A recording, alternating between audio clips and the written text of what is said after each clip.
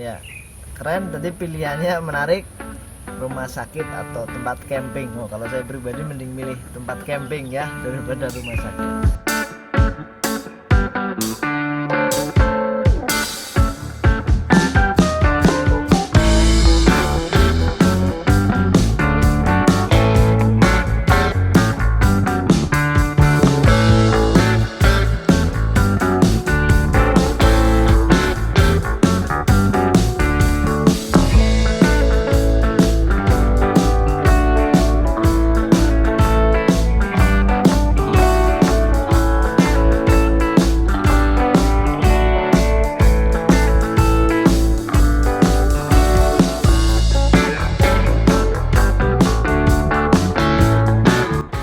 Bismillahirrahmanirrahim. Assalamualaikum warahmatullahi wabarakatuh.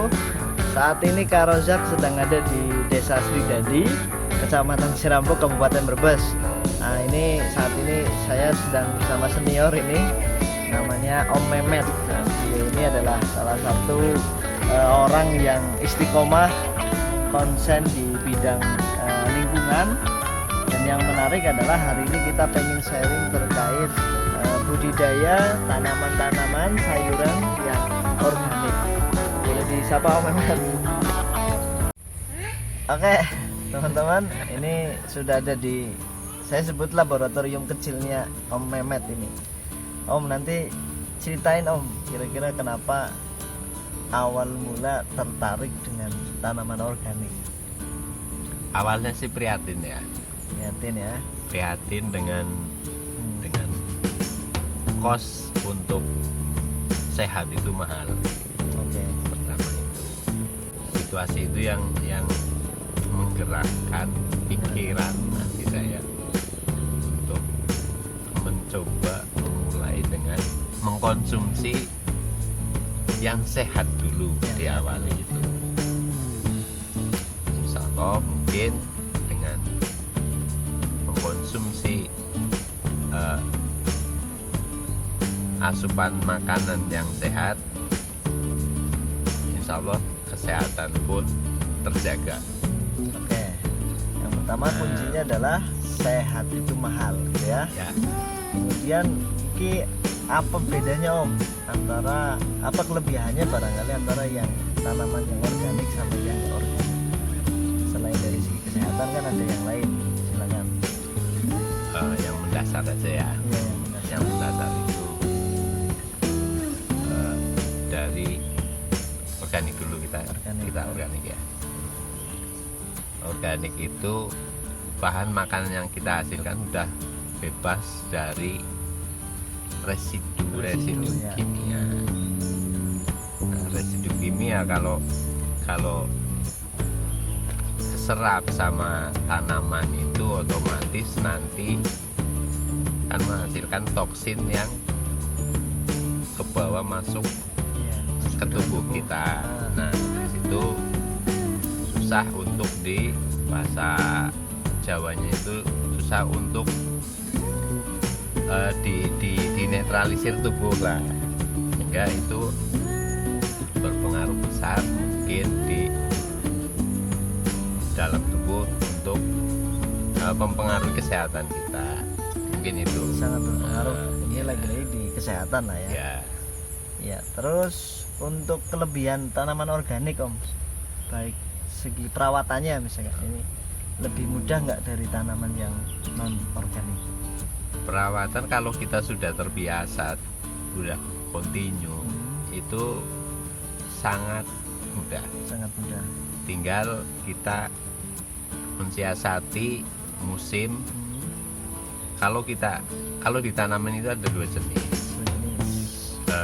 Antara penyakit dan hama.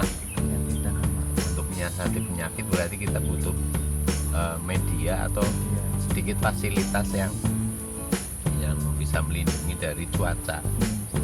Kalau hama pun sama.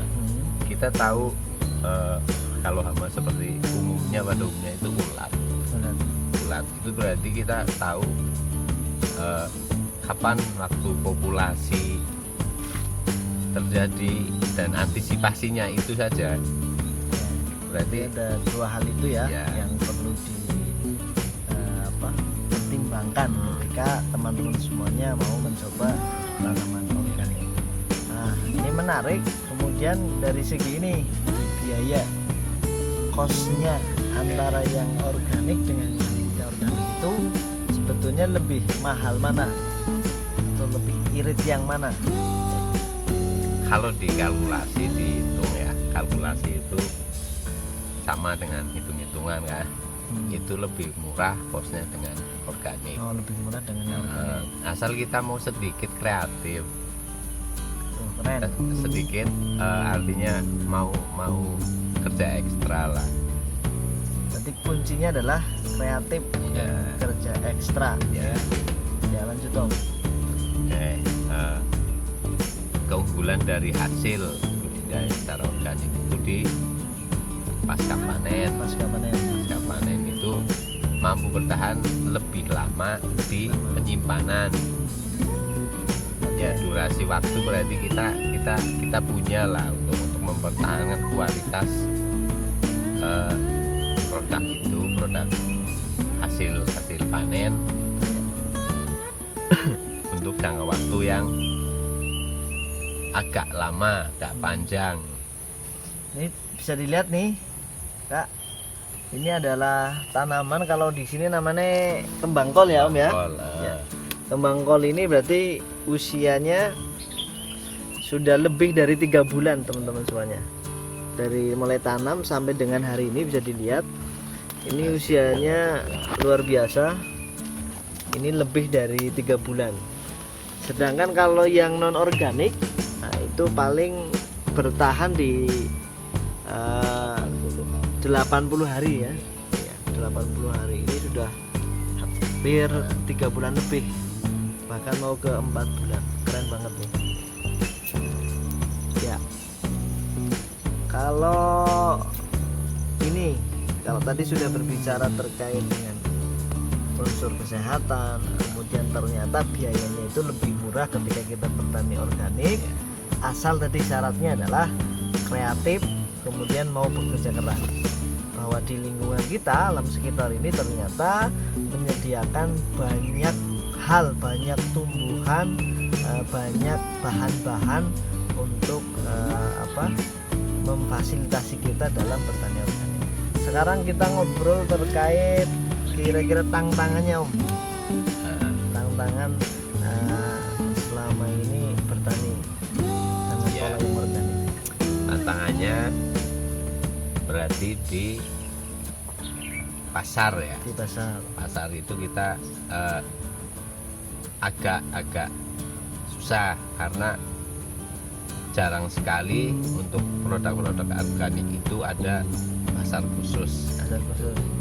Apalagi di kampung, mereka nggak mau tahu, konsumen itu nggak mau tahu itu produk organik atau enggak atau non itu ya.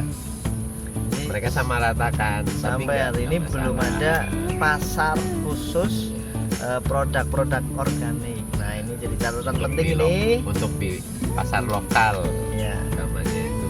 untuk semua pihak yang mendengar ini, baik pemerintah maupun non pemerintah, tolong nanti ke depan ayo bantu para petani organik ini menyediakan pasar yang bisa menampung produk-produk organik, gitu ya Om ya. Oke, itu harapan saya pribadi. Ini sudah berapa tahun Om memulai organik? Saya memulai ya ekstra lah, udah di hampir 10 tahun lah. Nah, berarti 10 tahun teman-teman semuanya. Keren, sudah memulai dari 10 tahun ya. Om Mehmet ini istiqomah dengan pola pertanian organiknya. Pesan Om untuk anak muda, untuk masyarakat, kira-kira ke depan dengan kondisi kita yang seperti ini luar biasa, banyak sekali orang-orang yang memilih untuk non organik ketimbang organik. Pesannya apa nih kira-kira nih? Pesannya sederhana,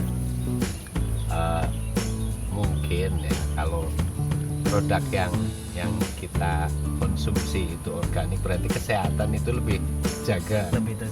Nah, pilihannya 2, kita mau nginap di rumah sakit apa mau nginap di tempat camping itu aja. Kalau kita sehat pasti kita kan Iya. akan ke Keren, tempat keren. camping, bukan nginep di rumah sakit. Ya, keren. Tadi pilihannya menarik, rumah sakit atau tempat camping. Oh, kalau saya pribadi mending pilih tempat camping ya daripada rumah sakit. Pesan yang lain Om, Misalnya generasi kita. ya semoga ini jadi inspirasi untuk Yes. teman-teman yang tertarik, untuk generasi muda utamanya. Syukur generasi tua pun nggak mau ketinggalan harusnya ini, dan mau memulai lah untuk melangkah Yeah. ke depan, untuk menjaga bumi kita juga dari toksin-toksin Iya. bahan kimia yang kita pakai selama ini, yang tujuannya untuk ke kita juga nantinya, untuk kesehatan kita juga. Oke. Kalau tanamannya sementara ini yang sudah ditanam apa saja Om? Tanamannya ya baru beberapa jenis, dari misalnya ini kalau jenis bunga kol itu pakai fasilitas agak khusus, walaupun sederhana tapi Ada agak perlakuan khusus. Ya. Tuh, dari media ya seperti jagung, singkong itu singkong. nggak butuh Fasilitas khusus. fasilitas khusus ya. Jahe juga ada ya. juga utama, malah jahe. Duren juga ada duren. Terus Masuk cecek, buah-buahan, alpukat, alpukat, nangka, Nangka, duren lagi duren. saya coba. terus oh ya ternyata di sini juga teman-teman semuanya, ini juga Om Mehmet ini menyediakan bibit tanaman ya Om ya. Ya, Iya, jadi buat teman-teman semua yang butuh bibit tanaman bisa langsung datang ke rumahnya Om Mehmet. Dan menarik, Om Mehmet juga buka kelas diskusi untuk para teman-teman pemula yang ingin bertani organik. Nanti teman-teman semuanya bisa menyampaikan pertanyaan di kolom komentar ya. Nanti insya Allah jawabannya akan kita siapkan di sesi berikutnya. Terima kasih teman-teman semuanya. Menarik, sangat menarik ini. Saya coba review kembali bahwa yang pertama kenapa harus organik, karena kesehatan itu penting. Kemudian yang kedua, ternyata dengan budidaya organik ini tidak banyak membutuhkan modal, tetapi hanya butuh kemauan dan kerja keras serta kreativitas. Dan yang saya tangkap dari Om Mehmet ini, yang paling penting adalah semua yang mau kita lakukan itu harus dimulai. Jadi bertani yang baik itu harus dimulai dengan cara yang baik. Salah satunya adalah tanaman organik. Terima kasih. Assalamualaikum warahmatullahi wabarakatuh. Waalaikumsalam warahmatullahi wabarakatuh. Saya